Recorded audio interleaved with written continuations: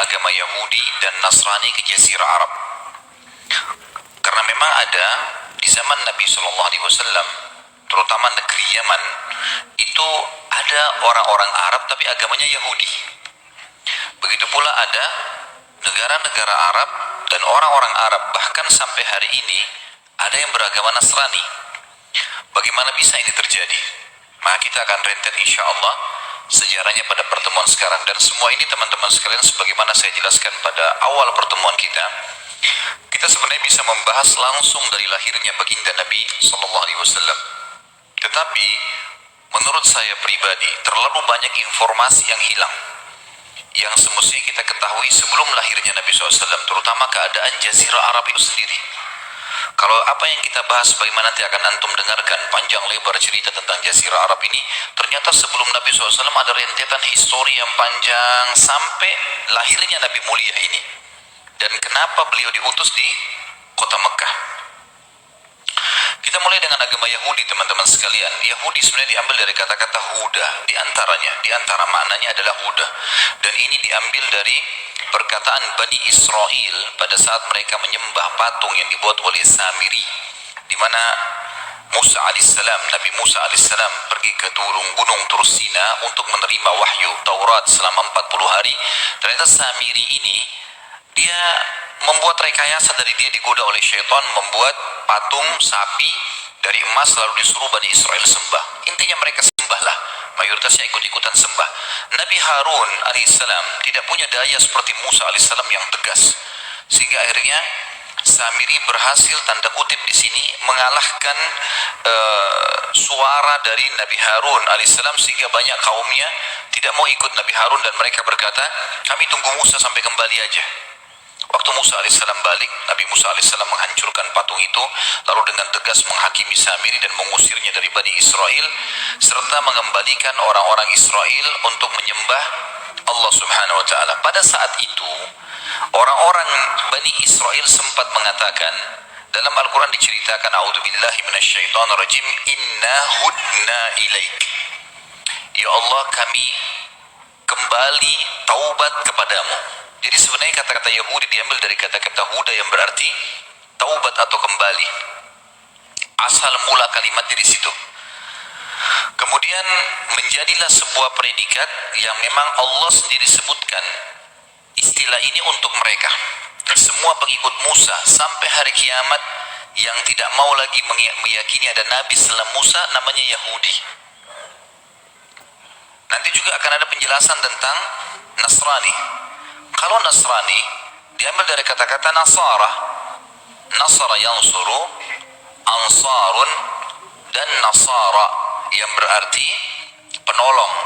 Diambil daripada perkataan Isa alaihissalam pada saat berkata kepada Bani Israel, a'udzubillahi minasyaitonirrajim, dalam Al-Quran diceritakan, man ansari ilallah, siapa yang akan menjadi ansar, penolong-penolong di jalan Allah. Qala al-hawariyun nahnu ansarullah. Maka hawariyun adalah istilah untuk sahabat-sahabatnya Nabi Isa. Sama kalau Nabi Muhammad SAW kita mengatakan sahabat Nabi Muhammad SAW ridwanullahi alaihim. Tapi ini kalau sahabat Nabi Isa dikatakan hawariyun. Hawariyun berkata, kami adalah ansarullah, kami adalah penolong-penolong agama Allah. Keluarlah istilah Nasrani buat mereka dari kalimat ini. Jadi memang makna-makna kalimat ini sebenarnya awalnya baik. Orang-orang Nasrani menganggap Yahudi kafir. Apa sebabnya?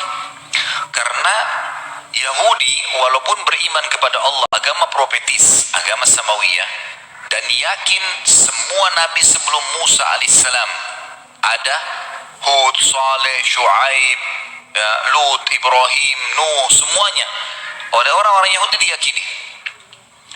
Yang mereka tidak yakini adalah nabi yang datang setelah Musa saja. Akhirnya datang Isa alaihissalam dari Bani Israel sendiri, mereka tidak mau akui, enggak. Bahkan yang berusaha untuk membunuh Isa alaihissalam dan mensalibnya adalah orang-orang Yahudi sendiri. Mereka menolak, gitu kan? Oleh karena itu, karena masih ada nabi dan rasul yang Allah utus yang mereka tidak yakini, dicap mereka kafir. Karena beriman kepada Allah harus totalitas, nggak bisa setengah-setengah, keseluruhannya. Kita yakini semua apa yang diperintahkan oleh Allah, maka pasti kita akan dikatakan beriman. Makanya Allah menghardik Bani Israel yang Allah mengatakan, a'udzubillahi minasyaitonirrajim, afatu'minuna bi ba'dil kitabi wa takfuruna bi ba'd. Apakah kalian beriman dengan sebagian isi Alkitab dan kalian pungkiri sebagian yang lain? Apa yang cocok diimani, apa yang tidak cocok ditinggalkan? Sampai para ulama tafsir menekankan mengatakan siapapun di antara kaum muslimin yang coba memilah-milah hukum Allah, mereka sama dengan Yahudi dan Nasrani. Dan Allah mencap mereka kafir gara-gara itu, gitu kan? Berjalan waktu, datang Nabi Muhammad SAW. Ternyata dan Nasrani ini diberikan predikat untuk semua orang yang mengaku pengikut Isa alaihissalam sampai hari kiamat, dan tidak mau mengimani risalahnya Nabi Muhammad SAW. Nasrani meyakini semua Nabi dari Isa ke atas, Musa, Daud, semuanya sampai Nabi Adam. Tapi mereka tidak mengimani risalah Nabi Muhammad SAW. Kasuistiknya secara histori berarti, kenapa sekarang umat Islam mengatakan Nasrani kafir? Sama dengan kenapa Nasrani mengatakan Yahudi kafir. Sama persis. Karena mereka masih menolak ada Rasul dan Nabi yang terakhir. Itulah Nabi Muhammad alaihi salatu wassalam. Jelas sampai sini? Belum ngantuk kan? Baik. Jadi di sini kita dari awal menjelaskan dulu definisi Yahudi dan Nasrani. Ya. Baik. Awal mula masuknya Yahudi ke Jazirah Arab ini, lebih tepatnya kita mulai dari kisah seorang raja Yaman bernama Rabi'ah bin Nasr. Rabi'ah bin Nasr. Nanti di pertemuan kita ini teman-teman akan banyak nama-nama yang mungkin antum belum pernah dengar sebelumnya. Gitu. Tapi coba direkam ya, difahamin. Kalau ada yang bisa nulis, ditulis gitu kan. Itu sangat bagus. Kalau enggak juga nanti insya Allah bisa di-download dari YouTube yang akan diangkat oleh teman-teman tim ya. Rabi'ah bin Nasr ini seorang raja Yaman, dan ia pernah bermimpi satu waktu, dalam beberapa buku sejarah disebutkan, dan dia sangat gelisah dengan mimpi itu. Dia mimpi kerajaannya hancur, segala macam api di sana sini, dia ketakutan. Lalu kemudian pada saat itu Rabi'ah bin Nasr ini bukan penyembah Allah, dia penyembah berhala, dan banyak sekali ketergantungan partner antara berhala ini dengan dukun-dukun dan peramal penyamun ini, sambungannya gitu kan. Maka dia bertanya kepada para dukun-dukunnya, kira-kira apa alasannya, apa takwilnya mimpi ini? Sebagian dukun-dukunnya mengatakan ini menandakan kerajaan Anda akan hancur sebentar lagi gitu. Maka Rabi'ah bin Nasr karena ketakutan dengan takwil mimpi itu, dia pun akhirnya mengeluarkan mayoritas keturunannya, anak-anaknya, sebagian istrinya, kemudian kerabat umumnya, yang kerabat besarnya dia dipindahkan di wilayah sekitar Irak ya. Dan di wilayah sekitar Irak inilah berkembang pesat keturunan dia, dan nanti akan dikenal ada seperti Nu'man ibn Bashir. Nanti akan ada tentu sentuhan tentang kisah orang ini. Nu'man bin Bashir ini salah satu keturunan Rabi'ah bin Nasr yang waktu dihijrahkan ke Irak, kemudian mereka berkembang di situ di wilayah padang pasir yang luas sehingga menjadi komunitas kerajaan yang besar juga di Irak. Tapi ini keturunan Rabi'ah bin Nasr. Baik, yang sedang kita bahas Rabi'ah bin Nasr. Rabi'ah bin Nasr ini selain memang kerajaannya sangat luas, dia juga terkenal sekali mempertahankan setiap raja. Nanti kalau dia mati harus anaknya jadi raja, anaknya mati maka harus jadi anaknya lagi, atau kadang-kadang dialihkan, dia tidak alihkan ke saudaranya. Rabi'ah bin Nasr kalau mati anaknya jadi raja, nanti kalau anak yang pertama mati pindah ke anak kedua, anak ketiga, terus dia mau ke keturunannya. Salah satu keturunan Rabi'ah bin Nasr yang terkenal sekali, jadi banyak keturunan dia, tapi diantaranya yang jadi saksi bahasan kita adalah seseorang yang bernama Tabban As'ad. Ini nama yang kedua. Jadi Rabi'ah bin Nasr ini adalah raja dulunya, tapi bukan dia yang sedang kita bahas. Ada keturunan dia yang bernama Tabban As'ad. Tabban As'ad ini kerajaannya luas, secara fisik orangnya kuat, tampan, kaya raya, keturunannya banyak, gitu kan. Dan menjadi tradisi orang-orang Arab pada saat itu, dan sampai sekarang sebenarnya masih terjadi. Kalau ada seseorang memiliki kelebihan fisik, keturunannya banyak, orangnya pintar, kaya raya, pokoknya berkumpul pada dia kelebihan-kelebihan duniawi ini, maka dia boleh membuat suku sendiri. atas namanya dia. Walaupun suku itu dianggap cabang dari suku induk. Salah satunya adalah Tabban As'ad ini. Tabban As'ad ini karena memiliki banyak kelebihan dunia, diantaranya hampir seluruh wilayah Jazirah Arab, terutama Yaman pada saat itu dikuasai oleh dia. Punya kelebihan fisik, punya kekayaan, punya segala, maka dikeluarkanlah sebuah julukan untuk dia, khusus untuk Raja Yaman, dengan istilah Tubba. Diambil dari nama dia, Tabban As'ad. Dalam Al-Quran Allah mengatakan wa qaumu Tubba, dan kaum Tubba. Tubba maksudnya adalah orang-orang Yaman. Dan Yaman ini punya histori memang, sebagaimana kita tahu juga ada surah nomor 34 dalam Al-Quran namanya surah Saba. Saba adalah nama lainnya negeri Yaman. Jadi memang banyak histori berhubungan dengan negeri ini. Tentu pada saat itu sebab dikeluarkannya istilah Tubba karena raja-raja dunia yang berkuasa juga punya julukan-julukan. Seperti misalnya kalau Persia itu ya, ada istilah Kisra. Kemudian ada Mesir, kita tahu ada Fir'aun ya. Itu kan istilah induk ya. Jadi Fir'aun itu sebenarnya istilah setiap orang yang ternobatkan jadi raja di Mesir pada saat itu. Seperti misalnya yang bermasalah dengan Musa alaihissalam, itu ada Ramsis ya. Raja lagi namanya Ramsis, tapi dia dikembalikan ke induk istilah raja Mesir Fir'aun. Persia namanya Kisra, Romawi namanya Kaisar, yang sampai sekarang masih dipakai gitu kan. Ini istilah-istilah induk. Sementara Ethiopia namanya Najasyi, dan ini kurang lebih raja-raja yang berkuasa di dunia pada saat itu. Jadi kalau di daerah barat Jazirah Arab itu ada Kisra, di daerah timurnya itu ada Kaisar gitu kan, dan daerah utara juga Kaisar. Kemudian di daerah utara Kaisar, di daerah timurnya di Afrika ada Najasyi, dan di daerah selatannya ada Tubba. Jelas sampai sini? Belum ngantuk kan? Siang hari ini soalnya. Nah. Baik. Tabban As'ad ini orangnya selain kaya raya, dia juga punya jiwa perdagangan, teman-teman sekalian. Dia suka sekali berdagang. Pada saat dia berdagang, kalau dia datang, dia selalu mengadakan rekreasi, jalan, dan setiap kali dia pergi, dia selalu melihat potensi apa ada di wilayah itu, kemudian dikelola sama dia menjadi bisnisnya. Satu waktu pernah dia melewati kota Madinah. Kota Madinah pada saat itu masih bernama Yathrib. Nama lainnya Yathrib ya. Pakai sa memang Yathrib. Dan nama ini sebenarnya setelah diutus Nabi Muhammad SAW kita sudah tidak boleh lagi pakai. Di dalam banyak hadis Nabi SAW melarang kita memanggil Madinah dengan Yathrib, tapi belum menggantinya dengan Al-Madinah Al-Munawwarah atau Tayyibah atau Tabah gitu kan. Jadi memang diberikan nama atau diganti nama. Tabban As'ad ini mampir ke kota Madinah nih, Yathrib pada saat itu. Kemudian karena dia lihat Yathrib ini hidup, karena di situ perkebunan kurma banyak dan banyak orang yang datang khusus untuk membeli kurma ke Madinah, dari dulu terkenal. Maka dia pun menitipkan anaknya laki-laki, anak pertamanya, untuk memegang bisnis itu. Dikasih modal sama dia, kemudian mulailah dia mengambil kurma-kurma dari Madinah, kemudian dikirim ke Yaman, dikirim kemana-mana lah wilayah kekuasaannya Tabban As'ad ini. Ternyata anaknya Tabban As'ad ini berselisih dengan beberapa orang masyarakat Madinah.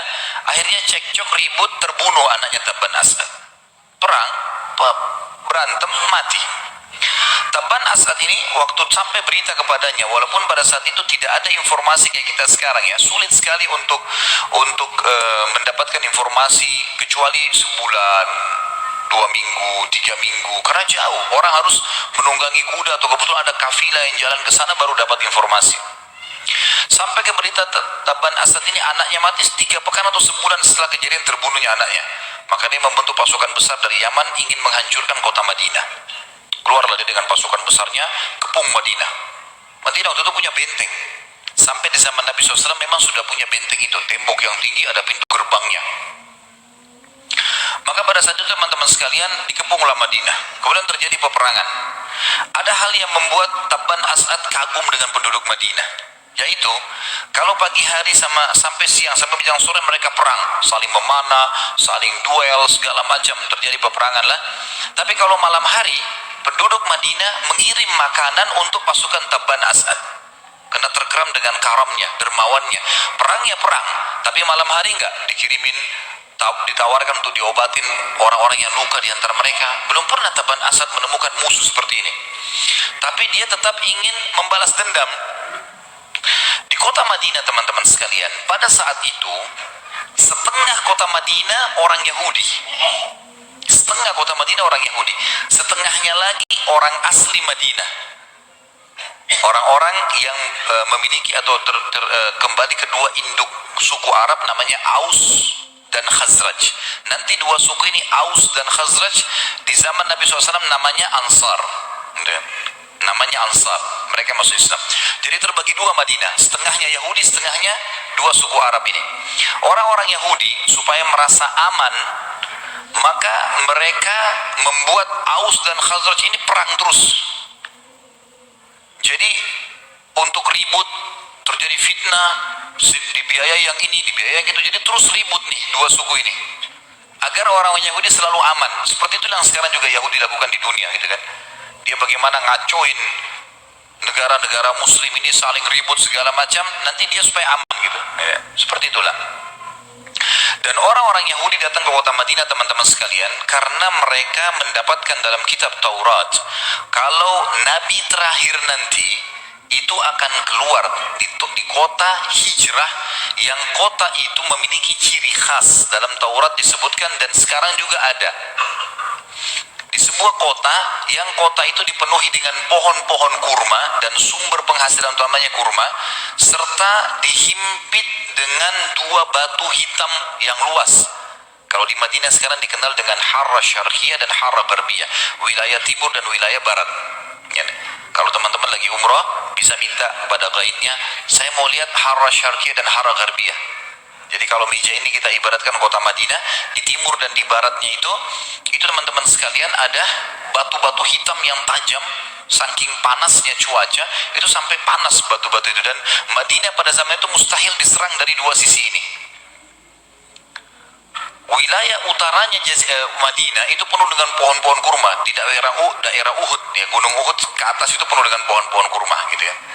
Jadi pintu gerbang Madinah adanya di selatannya. Makanya nanti kalau kita bahas perang Khandaq, perang Parit, itu parit dibuat oleh Nabi SAW di daerah selatannya kota Madinah, sehingga cuma dari situ saja tidak bisa diserang. Kalau timur dan barat sulit diserang oleh pasukan kuda karena penuh dengan batu-batu hitam yang tajam, dan juga di daerah utara penuh dengan pohon-pohon kurma yang lebat. Orang-orang Yahudi hijrah ke Madinah gara-gara itu. Dan selalu saja orang Yahudi berkata kepada Aus dan Khazraj, dua suku yang nanti jadi Ansar setelah masuk Islam, berkata, nanti akan keluar Nabi terakhir di kota ini, dan kami akan menjadi pengikut utama, pengikutnya yang setia, dan kami akan memerangi kalian hai Aus dan Khazraj, sebagaimana kaum Ad dan Iram. Ada dua dulu, kaum Ad dan Iram ini mereka berperang sampai banyak sekali korbannya. Kami akan memerangi kalian sampai seperti itu, karena kami sedang menunggu Nabi terakhir itu keluar. Ini sebabnya kenapa Yahudi ada di kota Madinah. Waktu Taban Asad mengepung kota Madinah dan sudah kurang lebih berjalan 40 hari belum bisa menembus kota Madinah, keluarlah dua pendeta Yahudi dari Madinah. Keluar kemudian minta izin ketemulah. Lalu keduanya bertanya kepada Taban Asad, wahai raja, apa yang anda inginkan di kota ini? Ya, saya mau menghancurkan kota ini, membalas dendam, anak saya dibunuh, kenapa? Gitu kan. Kata dua-duanya, anda tidak akan mampu. Seberapa lama pun anda mengepung kota ini tidak akan mampu. Kata Taban Asad, kenapa? Ditanya, karena ini adalah mahjarun Nabi. Ini adalah tempat hijrahnya Nabi terakhir. Dari mana kalian tahu itu? Dari kitab kami Taurat. Ini loh Taurat. Mulailah mereka menceritakan tentang agama Yahudi. Gara-gara cerita demi cerita, dan waktu itu Taban Asad ini penyembah berhala, ngikutin kakinya tadi Rabi'ah bin Nasr, gitu kan. Maka akhirnya masuk Yahudi Taban Asad. Si Raja Yaman ini masuk Yahudi. Setelah masuk agama Yahudi, dia berkata, wahai kepada pendeta dua orang tadi disebutkan namanya, dua pendeta ini, kalian berdua bisa nggak ikut ke Yaman supaya kalian mengajak masyarakatku pindah daripada mereka sembah api, sembah berhala, lebih baik beriman kepada Allah sebagaimana kalian jelaskan kepada saya. Kata dua pendeta itu, tentu saja, gak ada masalah. Kami akan ikut bersama Anda. Dan ini teman-teman sekalian membuktikan memang orang-orang Yahudi sangat mengetahui tentang kebenaran risalah Nabi Muhammad SAW sampai mereka hijrah ke kota Madinah sebelum Nabi SAW lahir. Ini cerita sebelum Nabi lahir ya. Ini cerita ini masih jauh. Nanti akan kita bahas insya Allah bagaimana lahirnya Nabi SAW. Dan Allah menceritakan tentang orang-orang Yahudi ini sebenarnya dalam surah Asy-Syu'ara, surah nomor 26 ayat 197. A'udzu billahi minasyaitonir rajim. Awalam yakun lahum ayatan ay ya'lamuhu ulama'u bani Israil? Apakah tidak cukup menjadi bukti untuk mereka bahwa para ulama Bani Israil bisa mengetahui tentang Muhammad sallallahu alaihi wasallam? Juga dalam surah Al-A'raf, surah nomor 7 ayat 157, Allah subhanahu wa ta'ala berfirman menjelaskan dan memastikan di dalam Taurat dan Injil memang sudah ada nama Nabi Muhammad sallallahu alaihi wasallam. A'udzu billahi minasyaitonir rajim. Alladzina yattabi'una ar-rasula an-nabiyya al-ummiyya alladhi yajidunahu maktuban 'indahum fit Taurati wal Injil ya'muruhum bil ma'ruf wa yanhahum 'anil munkari wa yuhillu lahum at-tayyibati wa yuharrimu 'alaihim al-khaba'itha wa yad'u 'anhum israhum wal aghlal allati kana 'alaihim falladzina amanu bihi wa 'azzaruhu wa nasaruhu wattaba'u an-nura alladhi unzila ma'ahu ulaika humul muflihun. Orang-orang yang mengikuti Rasul Nabi yang ummi, Nabi Muhammad SAW, yang buta huruf karena tidak bisa baca dan nulis, itu adalah Allah subhanahu wa ta'ala memang menjadikan Nabi SAW begitu, bukan penghinaan untuk beliau, tapi justru kedudukan Nabi SAW untuk memastikan beliau tidak mengarang-arang Al-Quran itu. Yang mereka temukan dan dapatkan tertulis namanya dalam Taurat dan Injil yang ada di sisi mereka, yang menyuruh mereka mengerjakan yang ma'ruf dan melarang mereka dari mengerjakan yang mungkar, dan menghalalkan bagi mereka segala yang baik dan mengharamkan bagi mereka segala yang buruk, dan membuang dari mereka beban-beban dan belenggu-belenggu yang ada pada mereka. Jadi di Taurat dan Injil itu ada hukum-hukum yang memang berat ya, seperti misalnya orang-orang Yahudi di dalam syariat Musa alaihissalam, kalau mereka berbuat dosa besar, berzina kah, riba kah, dosa-dosa besar, kalau mau taubat harus bunuh diri. Hukumnya waktu itu seperti itu. Ya, sebagaimana Musa mengatakan faqtulu anfusakum. Kalau mau taubat ada orang datang, dalam Al-Quran diceritakan Musa alaihissalam mengatakan kalau begitu bunuh diri kalian sebagai bentuk taubat kepada Allah. Ini belenggu. Datangnya Nabi Muhammad SAW menghilangkan itu. Dulu diharamkan bagi mereka untuk atau mewajibkan kisos pada pembunuhan baik yang disengaja atau tanpa disengaja, tanpa membolehkan membayar diah, memotong anggota badan yang melakukan kesalahan, itu juga syariat. Tangannya salah, tangannya dipotong walaupun bukan mencuri, gitu kan. Maka ini semua syariat-syariat. Juga membuang atau menggunting kain yang kena najis. Jadi kalau sudah kena najis nggak boleh lagi dikucek, dicuci. Itu syariat Nabi Musa SAW, digunting, dibuang. Ini boleh teman-teman baca di dalam terjemahan Al-Quran. Insya Allah ada semua itu dalam surah ini ya, Al-A'raf 157. Maka orang-orang yang beriman kepada orang ini, Nabi Muhammad SAW, memuliakannya, menolongnya dan mengikuti cahaya yang terang yang turun kepadanya maksudnya Al-Quran, mereka lah orang-orang yang beruntung. Baik, ini sedikit saja selipan tentang masalah orang-orang Yahudi. Sebenarnya mereka sudah mengenal Nabi Muhammad SAW, tapi kita sedang bicara bagaimana Jazirah Arab masuk ke agama Yahudi. Taban As'ad kemudian mengajak ya, kedua pendeta Yahudi untuk pergi ke Yaman. Saya ibaratkan tadi, kalau kembali lagi misalnya layar laptop saya ini Jazirah Arab. Kalau Jazirah Arab di daerah atasnya ini kita katakan utara, negeri Syam. Di daerah timurnya ada Afrika, di daerah baratnya ada di daerah timur ada timur ada Afrika, di daerah barat ada Persia. Di daerah selatannya ada Yaman, gitu kan. Pada saat itu Taban As'ad di tengah-tengah Jazirah Arab ini ada Madinah, Mekah, baru kemudian Yaman, gitu kan. Jadi kalau antum dari Indonesia mau menuju ke Madinah, kalau pesawatnya langsung ke Madinah, itu kita secara jalur peta sebenarnya sedang melewatin kota Mekah, sekitar kota Mekah. Di atas Mekah memang nggak bisa, gitu kan. Dilarang penerbangan, tidak boleh di kota Mekah supaya tidak mengganggu orang beribadah. Tapi yang jelas jalan Jadi Madinah itu Madinah di atasnya Mekah. Taban As'ad pulang dari Madinah mau kembali ke Yaman, dia lewatin Mekah. Ada satu suku namanya suku Huzail. Suku Huzail ini teman-teman sekalian, mereka tidak suka penduduk Mekah, mereka tidak suka juga penduduk Yaman. Lalu mereka datang pimpinan-pimpinannya kepada Taban As'ad lalu berkata, wahai raja, mau nggak anda mendapatkan harta yang banyak tanpa ada perlawanan? Kata Taban As'ad, tentu saja. Di mana saya bisa dapatkan? Kata mereka, di dalam kota ini, tadinya pasukannya itu istirahat di pinggiran kota Mekah, nggak niat mau masuk ke Mekah, di pinggiran kota Mekah. Lalu mereka berkata, di dalam kota ini ada satu rumah yang diagungkan oleh masyarakatnya, maksudnya Ka'bah.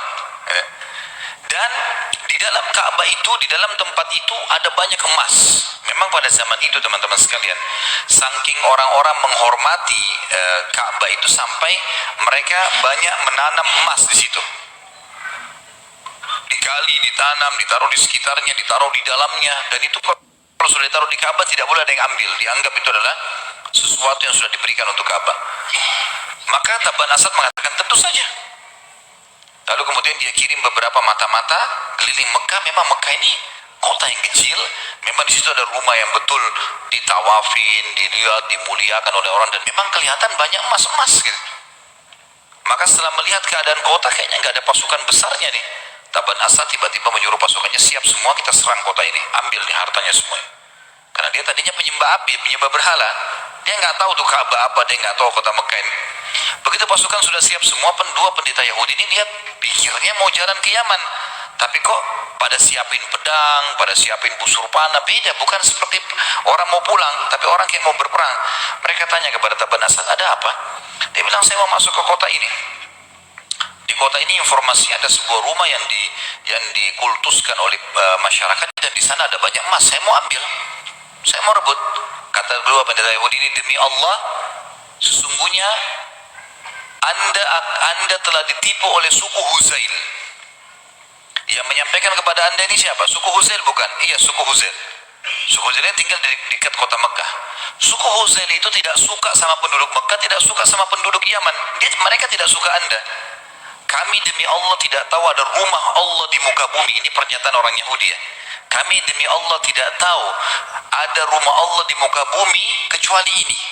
Cuma ini saja rumahnya Allah. Kalau anda datang akan menyerang, maka anda akan dihancurkan oleh Allah. Enggak mungkin terjadi. Lalu apa saran kalian?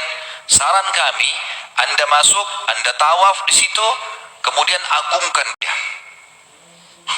Baiklah, kata Taban As'ad, kalian ikut dengan saya. Kata dua pendeta, kami enggak ikut. Kenapa enggak ikut? Kan kau yang perintahkan, kalian yang perintahkan. Kata dua pendeta ini, kami pendeta Yahudi, tidak layak kami tawaf di Ka'bah selama masih ada berhala yang diletakkan oleh kaumnya. Kita sudah ceritakan pada pertemuan kita yang lalu, ada satu orang namanya Amr bin Luhai, orang yang pertama memasukkan berhala Jazirah Arab, yang kata Nabi SAW, aku diperlihatkan Amr bin Luhai di neraka, isi perutnya keluar, disiksa sama Allah karena dia yang pertama mengubah ajarannya Ibrahim alaihissalam. Baik.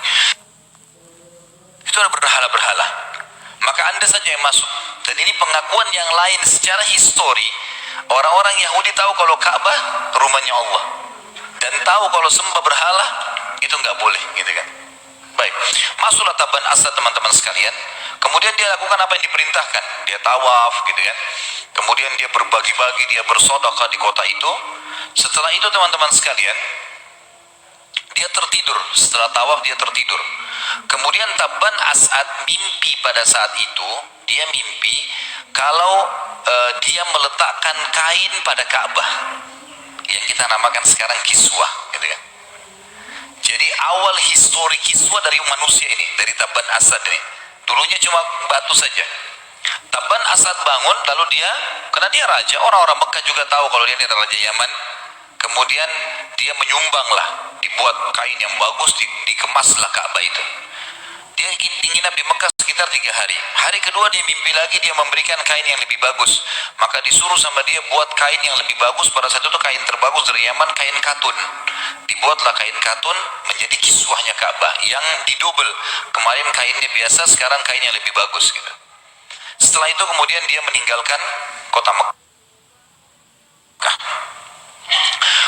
meninggalkan kota Mekah teman-teman sekalian menuju ke Yaman dan tiba di Yaman, dia mulai mengumpulkan para pendeta-pendeta Yaman. Di sini pendeta dalam arti kata memang tokoh-tokoh masyarakat mereka yang menyembah berhala dan menyembah api. Jadi antara berhala sama api ini mereka membagi di Yaman itu sehari sembah api, sehari sembah berhala. Dan mereka punya satu tempat api yang besar sekali di Yaman.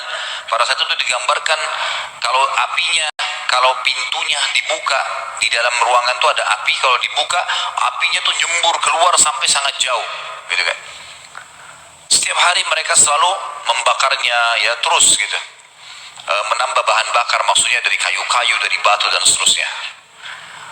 Maka Tabban Asad memanggil para pemimpin-pemimpin tokoh masyarakat, sampaikan ini loh agama yang saya baru anut, begini, begitu, begini, segala macam. Pendeta yang disuruh ngomong, ternyata mereka nolak. Mereka nggak mau, enggak, kami nggak akan tinggalkan sembah berhala dan api ini. Ini sudah kami yakini sebagai Tuhan. Musyawarahlah Tabban Asad sama dua pendeta ini, apa yang kita harus lakukan? Baik, coba dakwahin mereka yang mau masuk ke agama ini, sudah berikan hadiah dan seterusnya. Setelah diskusi lagi, ternyata orang-orang masyarakat mereka ada yang memberikan masukan kepada Tabban. Caranya begini saja, kita kan punya api nih, ada api. Api ini rupanya oleh masyarakat Yaman teman-teman sekalian ada keyakinan pada saat itu, unik memang ya. Tapi ini keyakinan. Api ini teman-teman sekalian memiliki pintu gerbang yang besar. Kalau ada dua orang yang bertikai dan tidak ditemukan titik temunya, dua-duanya ngotot, maka dua-duanya diberdirikan di depan pintu gerbang itu. Pintu gerbangnya dibuka, siapa yang pertama dilahap oleh api, dia berarti yang salah. Keyakinan pada saat itu, begitu keyakinan mereka.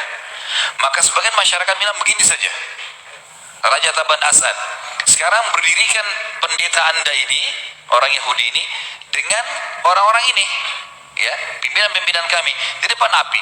Siapa yang dilahap api, dia yang salah. Tabban Asad musyawarah sama dua pendeta, bagaimana sekarang ini? Maka mereka mengatakan lakukan saja, kami akan berdoa kepada Allah, mudah-mudahan Allah bisa berikan pertolongan itu. Baiklah, diberdirikanlah pimpinan-pimpinan penyembah berhala dan api ini dengan dua pendeta Yahudi ini. Begitu dibuka pintu, dengan hikmah Allah, api menyambar pendeta-pendetanya mereka nih, maksudnya kepala-kepala pimpinan penyembah api nih. Lalu mereka sempat lari. Masyarakat menahan mereka. Kenapa lari? Kita mau tahu benar atau salah nih. Kembali lagi. Begitu kembali lagi, dibuka lagi pintu, diserang oleh api. Ternyata mereka yang diserang oleh api itu, dilahap oleh api. Gara-gara kejadian itu, satu negeri Yaman masuk agama Yahudi. Gara-gara kejadian itu, semuanya akhirnya masuk ke agama Yahudi. Dan ini awal cikal bakalnya agama Yahudi yang ada di negeri Yaman. Baik, berjalan waktu teman-teman sekalian, Tabban Asad ini meninggal dunia dan datang anaknya bernama Hassan. Tentu histori masuk agama Yahudi ke Yaman seperti anggaplah sudah selesai, clear sampai situ tadi. Tapi kita melanjutkan kisah Yaman dulu. Waktu Tabban Asad meninggal, ada anaknya namanya Hassan. Hassan ini orangnya dalam buku-buku sejarah dikatakan orang yang punya percaya diri yang sangat tinggi. Pada saat dia hari pertama jadi raja, sudah dinobatkan segala macam, ya, maka dia berkata, saya ingin menaklukkan dunia, kata si Hassan, anaknya Tabban Asad. Maka orang-orang bilang, bagaimana caranya, negara mana yang mau ditaklukkan? Dunia ini luas. Dan pada saat itu ada Najasyi di Eropa, di Afrika, ada Fir'aun di Mesir, gitu kan. Kemudian ada, maksudnya istilah-istilah raja kan tadi, ada Kaisar di Romawi, dan ada juga ada Kisra di Persia. Di antara empat pemimpin dunia ini, dan ada Tubba, Tabban Asad tadi di Yaman. Tapi Tabban ini kerajaan yang paling kecil dibandingkan empat yang lainnya. Dan di antara empat ini, yang paling besar dan kuat waktu itu Kisra, Persia. Ini juga sama penyembah api, gitu kan. Kata Hassan kepada para penasihatnya, siapa negara yang paling kuat di antara empat itu? Kata mereka, Persia. Dia bilang, saya akan mulai menyerang Persia. Padahal pasukannya tidak besar, tapi karena raja orang semua pada ikut. Di tengah jalan teman-teman sekalian, banyak penasihat-penasihatnya, pimpinan-pimpinan pasukannya tidak setuju dengan ini. Ini gimana caranya kalau kita ikut sama orang ini terus kejar Persia? Artinya Yaman pada saat itu dibandingkan Persia. Persia itu teman-teman masuk Irak, Iran, Rusia, seluruh Rusia, sebagian besar wilayah India. Sementara Yaman, satu negeri, sampai sekarang masih dikatakan Yaman kecil. Artinya cuma paling 10% dari wilayah Persia. Bahkan lebih sedikit dari itu, mungkin cuma 7%-an gitu. Jadi kecil sekali. Pasukannya kecil, mau lawan Persia nggak mungkin. Di tengah jalan mereka penasaran, ini gimana caranya memberhentikan Raja Hassan ya. Hassan ini ngotot, percaya dirinya luar biasa gitu. Padahal mereka ini pada saat itu jumlahnya sedikit.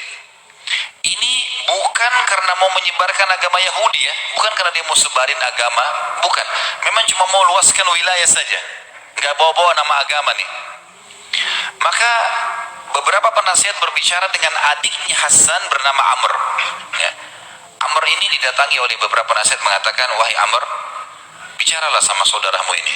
Siapa tahu bisa, karena Hassan ini punya kemah, nggak boleh sembarangan orang masuk.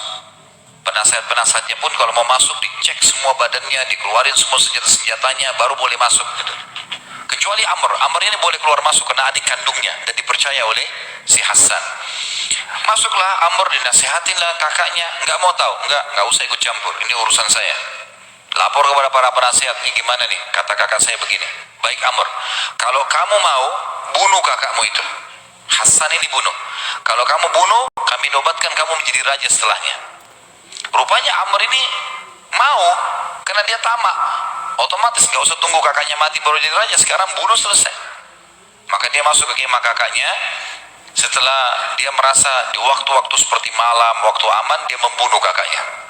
Ini cerita Hassan mati dan Amr menjadi raja Yaman pada saat itu.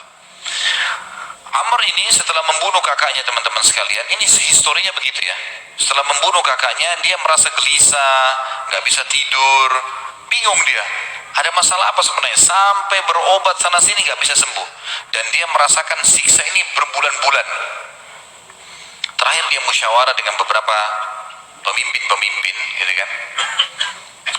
Yang ada di situ yang jadi penasihat-penasihat yang menasihatin dia pada saat itu membunuh dan seterusnya kakaknya. Apa masalah saya ini? Mereka bilang kami nggak tahu. Perlu kita garis bawahi, ini historinya begitu ya. Bagi saya senang cerita historinya.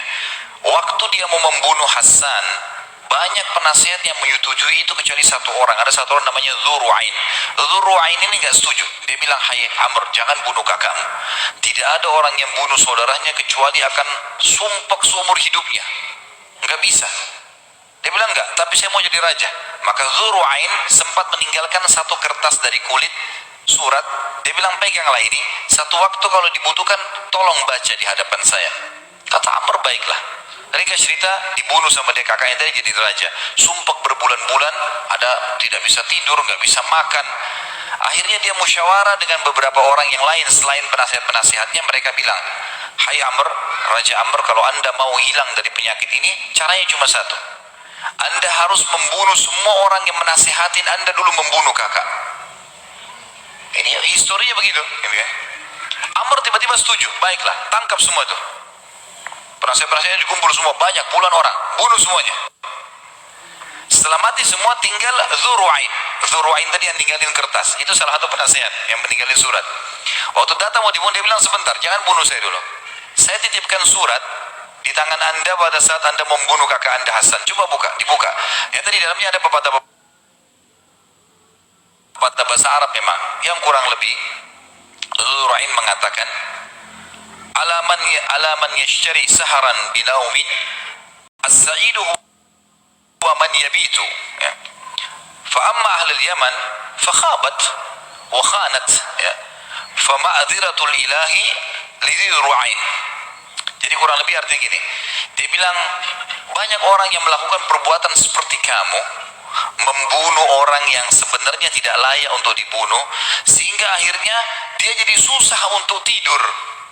Ya, ini sebelum dibunuh si Hassan. Dia bilang begitu. Kemudian ini sudah menjadi sebuah keyakinan pada saat itu seperti itu. Kemudian akhirnya dia tidak bisa tidur di malam hari dan dia ganti dengan begadang. Penduduk Yaman banyak yang sudah Anda yang dibunuh, penduduk Yaman, penasihat-penasihat banyak yang berkhianat, makin rugilah mereka. Tapi karena Zuru'ain melarang Anda untuk membunuh, maka keselamatan dari Tuhan untuknya. Maka akhirnya Amr tidak membunuh Zuru'ain. Berjalan waktu, Amr pun meninggal dunia, si Raja Yaman.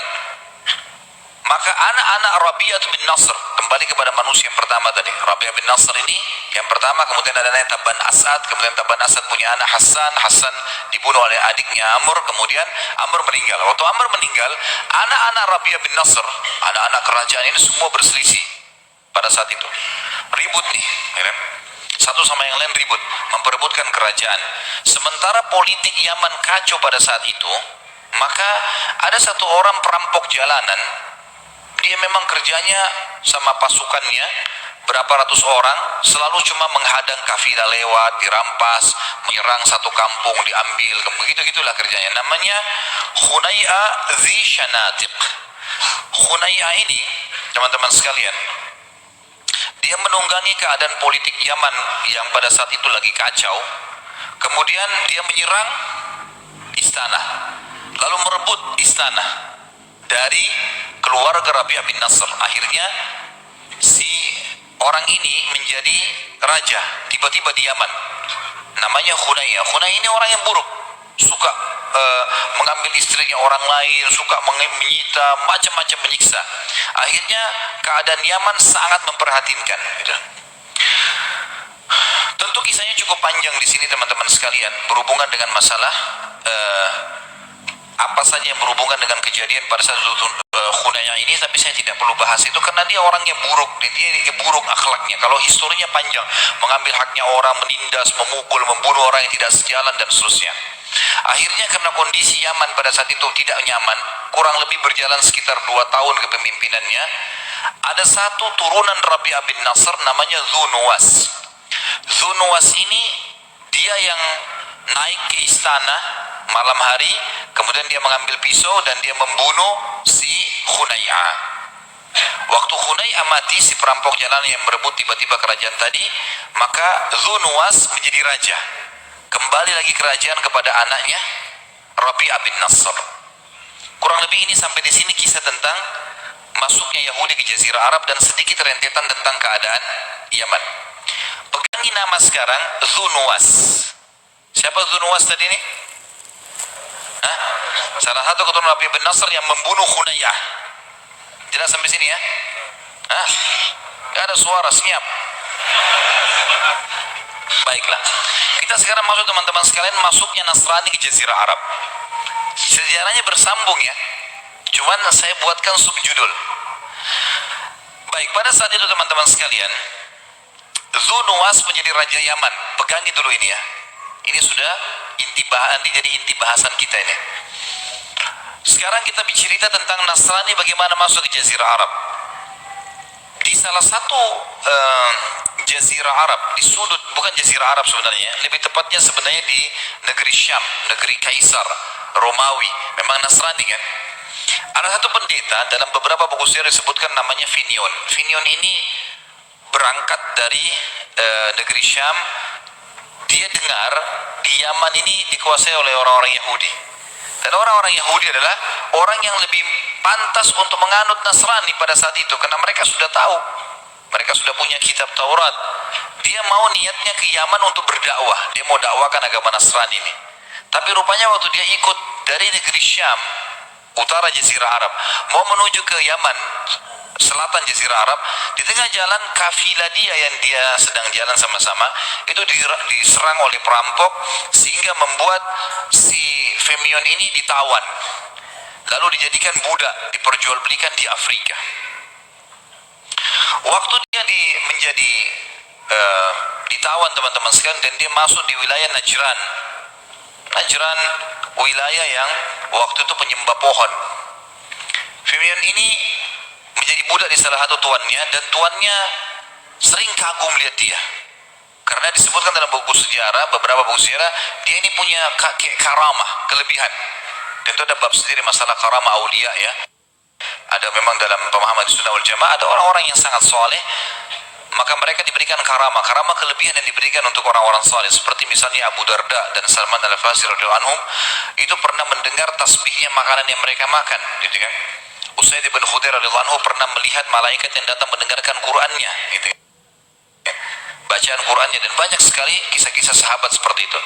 Nah, si Firman ini karena alimnya, ibadahnya bagus, sampai dia satu malam pernah kamarnya dimasukin oleh tuannya, ditemukan ada cahaya yang terang, gitu kan.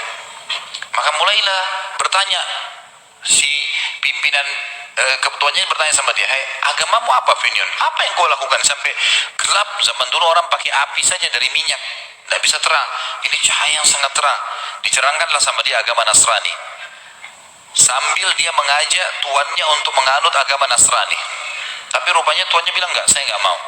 Lalu kata Firman, "Begini saja, Anda kan menyembah pohon tuh, di sini kan di wilayah Najran ada pohon yang dikeramatkan, pohon tua. Bagaimana kalau Tuhanku Allah menghancurkan Tuhan Anda? Kalah tuh nanti pohon tuh yang disembah. Pohon ini sudah ratusan tahun, besar sekali. Mereka kultuskanlah." Kata tuannya, "Kalau Tuhanmu mengalahkan Tuhanku, saya akan beriman pada Tuhanmu." Kata Firman, "Baiklah, kumpulkan masyarakat Najran." Dikumpulkan semuanya. Lalu kemudian Firman ini terus berdoa kepada Allah, sampai akhirnya Allah menurunkan petir yang besar dan menghancurkan pohon itu. Jadi pohon itu hancur, kena petir, hangus, terbelah dua, rubuh pohon itu. Gara-gara kejadian ini, wilayah Najran masuk agama Nasrani. Wilayah Najran masuk agama Nasrani. Tapi ini masih di sekitar Afrika, gitu kan? Masih di sekitar Afrika. Berjalan waktu, teman-teman sekalian, agama Nasrani ini menjadi kuat di Najran, menjadi kuat di Najran sampai di zaman Nabi SAW. Agama Nasrani itu terkenal sekali, pusatnya di Najran. Kalau teman-teman pernah dengar istilah mubahalah, tahu ya? Tahu nggak? Mubahalah itu seperti kasus pernah Nabi SAW kirim surat kepada pimpinan-pimpinan Najran. Nanti akan kita jelaskan pada saat sudah masuk ke dalam historinya Nabi SAW. Beliau pernah menyurat ke wilayah Najran, ngajak mereka masuk Islam. Kalau kalian Nasrani, kalian sudah tahu sebenarnya ada Nabi, saya nabinya, ini loh bukti-buktinya, gitu kan. Dalam kitab kalian, kalian temukan ada nama saya disebutkan. Tapi orang-orang Najran ini tidak mau begitu saja beriman. Mereka akhirnya mengirim pendeta-pendetanya datang ke Madinah, lalu berdialog dengan Nabi SAW. Setelah 3 hari berdialog, Nabi SAW sudah sampaikan semua argumen, mereka masih ragu. Maka Nabi SAW mengajak mereka mubahalah. Mubahalah itu Nabi SAW datang, bawa keluarganya, pendeta-pendeta ini bawa keluarganya, lalu mereka bersumpah minta kepada Allah agar Allah menghukum siapa yang salah dan menyelamatkan siapa yang benar. Waktu mereka, Nabi SAW membawa Fatimah, membawa Hasan, Husain datang radhiyallahu anhum majma'in di dekat gunung, dan pendeta-pendeta ini juga membawa keluarganya. Mereka tiba-tiba melihat di atas gunung di situ ada asap hitam yang sangat tebal. Maka para pendeta mengatakan, "Demi Allah, ini tanda-tanda. Kalau kalian mau bermubahalah sama orang ini dan dia betul Nabi, kita akan hancur nih. Lebih baik nggak usah." Akhirnya mereka pun terima untuk membayar jizyah. Mereka tidak masuk Islam, tapi mereka pada saat itu membayar jizyah. Ini sedikit histori bahwasanya wilayah Najran terkenal sekali dengan Nasraninya. Dan awal masuk Islam, awal masuk Nasrani karena kisah Firman tadi nih. Jelas sampai sini? Alhamdulillah. Baik, sekarang Firman ini setelah dia sebarkan Nasrani sekarang dan sampai dia mati di Najran ini banyak sekali pendeta yang lahir. Di antara pendeta yang sangat terkenal pada saat itu bernama Abdullah bin Samir. Abdullah bin Samir, teman-teman sekalian, dia tangkap dari Firman tadi, gurunya dia, tujuannya bukan ke Afrika, tujuannya ke Yaman, mau mengajak orang-orang Yahudi masuk Nasrani. Tapi karena tidak sempat, dia ditawan segala, akhirnya dia sampai ke Afrika. Si Abdullah bin Samir mau menjalankan misi itu. Dia nyebrang ke Yaman. Masuk ke Yaman. Di Yaman dikuasai oleh raja namanya Dzunuwas tadi. Ya kan? Dzunuwas ini yang telah membunuh Khunayyah Dzi Syanatikh tadi, itu berkuasa. Dan pada saat itu Dzunuwas ini agak unik, ya. Dia sebenarnya kakek-kakeknya dulu orang Yahudi. Dia beragama Yahudi. Mereka turunan Arab tapi beragama Yahudi. Mereka mengenal Allah. Tapi anehnya Dzunuwas ini menobatkan diri menjadi Tuhan. pada saat itu.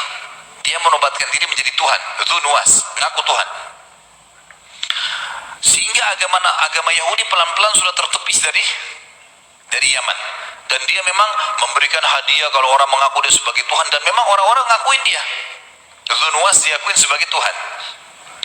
Dan Dzu Nuwas ini mulai meninggalkan Taurat, dan dia mulai kembali kepada seperti dulu orang-orang Rabi'ah bin Nasr yang awal Tabban Asad dulu waktu sebelum masuk Yahudi menyembah berhala dan api kan.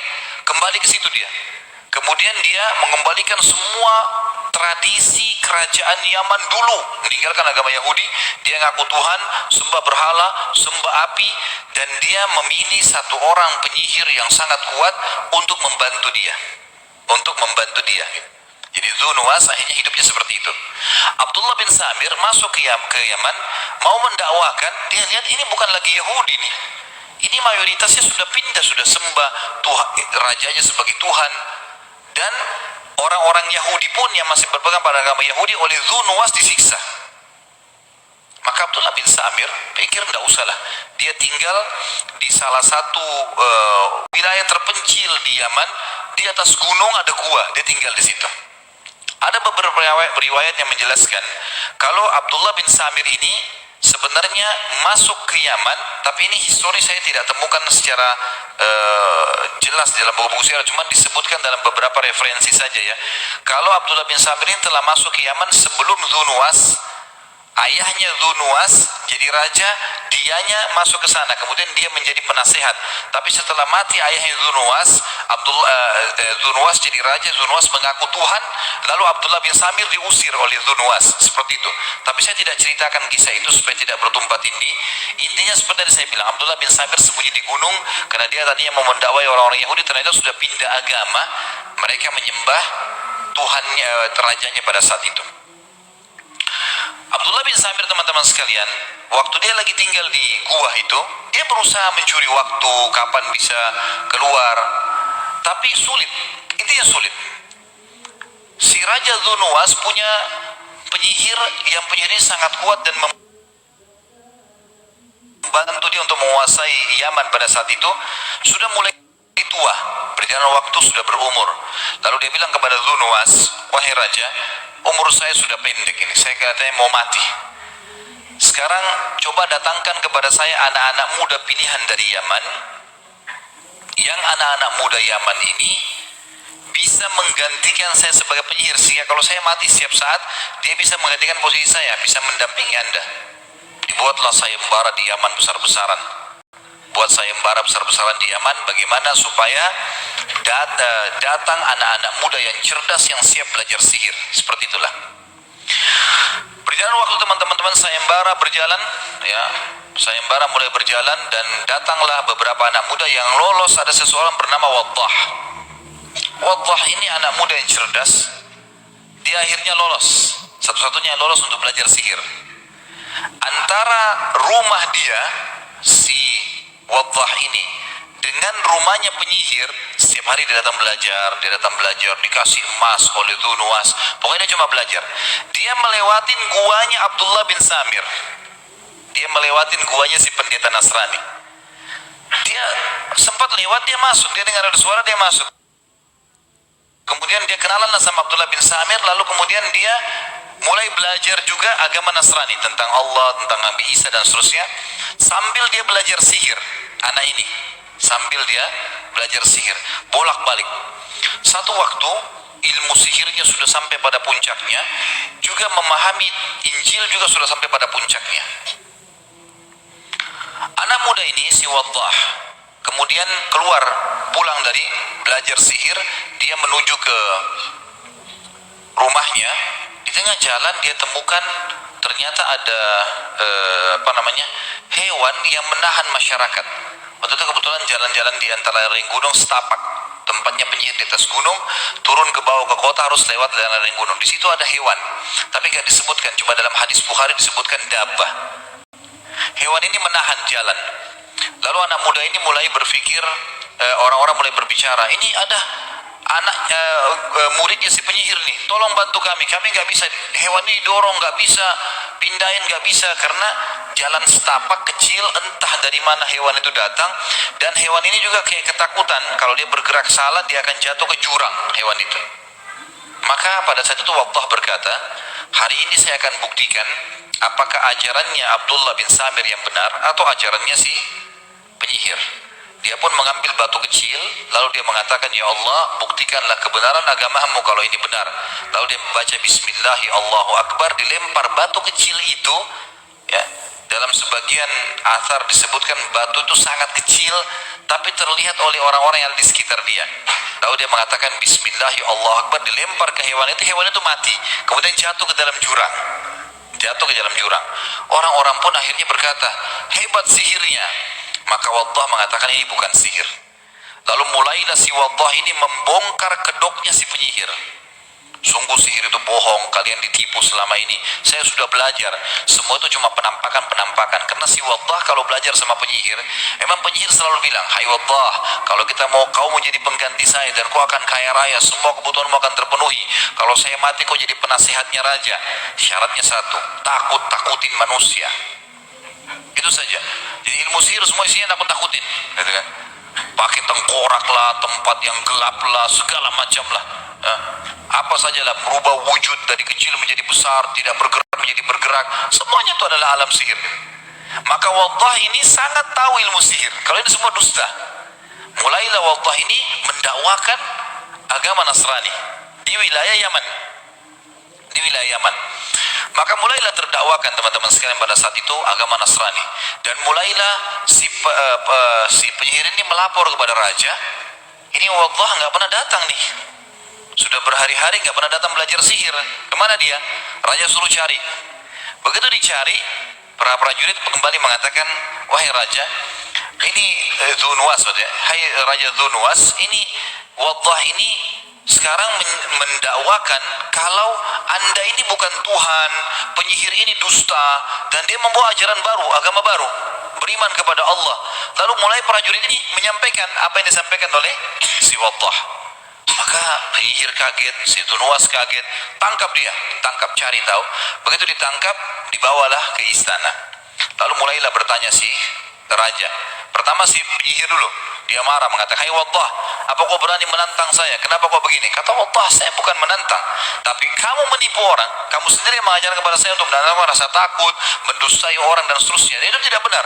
Allah lah Tuhan kita. Mulailah Waddah mendakwai. Si penyihir ini sempat menunjukkan sihir-sihirnya, dia berubah bentuklah segala macam, tapi Waddah mengatakan apapun yang kau usahakan, kau tidak akan bisa pengaruhi saya sudah tahu semua ini dusta. Akhirnya penyihir itu terputus, sudah nggak bisa lagi buat apa-apa. Maka Dzunwas mengatakan kepada para prajuritnya, tangkap nih anak muda Waddah, buang, naik ke atas gunung, buang dari gunung. Dibawalah ke atas gunung. Di atas gunung sambil diikat, Waddah mengatakan, rahimahullah, dia mengatakan, tobatlah kepada Allah. Dzunwas itu bukan Tuhan, itu manusia biasa. Ini harus kalian tobat kepada Allah, dinasihatin, dan tidak mau. Prajurit itu tidak mau. Lalu Waddah mengeluarkan kalimat yang akhirnya menjadi doa. Dan ini riwayat Bukhari menjelaskan masalah ini. Dan ini juga doa yang mulia kalau seseorang dizalimi oleh orang lain, dia bisa mengucapkannya. Maka dia mengatakan, Allahumma kfinihim ma syi'ta. Ya Allah, ambil alihlah orang-orang ini. Seperti itulah. Saya sudah berusaha, ya Allah, maka ambil alihlah mereka. Maka Allah SWT datangkan badai yang besar, menjatuhkan semua prajurit-prajurit Dzunwas dari gunung, tinggal Waddah sendiri. Waddah karena niatnya mau mendakwakan, maka dia kembali ke istana. Tersebar berita di seluruh wilayah Yaman pada saat itu, kalau Waddah mau dibunuh oleh Dzunwas, dan sudah dinaikkan di atas gunung, dirantai, dibelenggu, dan Waddah turun, belenggunya lepas dengan hikmah Allah, kemudian prajurit-prajurit Dzunwas mati. Waktu dia pulang, dia menuju ke istana, orang-orang pada ikutin. Hai Waddah, bagaimana kau bisa selamat? Mana prajurit-prajurit itu? Kata Waddah, Allah selamatkan saya. Sebagaimana saya dakwakan kalian, Allah menciptakan langit dan bumi, tidak mungkinlah bisa dikalahkan. Saya sekarang menuju ke istana, mau menantang lagi Dzunwas. Kembali lagi ke istana. Dzunwas dia tanya, hai Waddah, di mana prajurit-prajurit saya? Kata Waddah, Allah sudah menghancurkan mereka. Gitu kan? Lalu kemudian dia berkata lagi, kalau begitu saya akan bunuh kau dengan cara yang lain. Kata Waddah, percuma. Anda tinggal beriman kepada Allah, jangan mengaku sebagai Tuhan, kembali kepada agama nenek ayah-ayah Anda saja, beriman pada Allah dan akui ada nabi setelah Musa namanya Isa alaihi wassalatu wassalam. Anda tetap dalam kondisi raja. Saya bukan datang untuk mengambil kerajaan Anda kok. Enggak, saya nggak mau tahu. Tangkap orang ini, tangkap anak muda, ikat dia belenggu baik-baik, ikat di belenggu itu, di rantai itu batu yang besar, bawa ke tengah lautan, cemplungin ke lautan deh, buang orang ini, dibawalah ke sana. Orang-orang semua ikutin pada saat dia lagi dibawa, diikat di lautan, orang semua pada lihat. Masyarakat itu pada saat itu sudah mulai berbicara di wilayah Yaman. Kalau Allah selamatkan lagi anak muda ini dari tenggelam di lautan ini, maka saya akan beriman kepada risalah yang dibawa pada Nabi Isa, gitu kan. Maka pada itu teman-teman sekalian, pergilah ke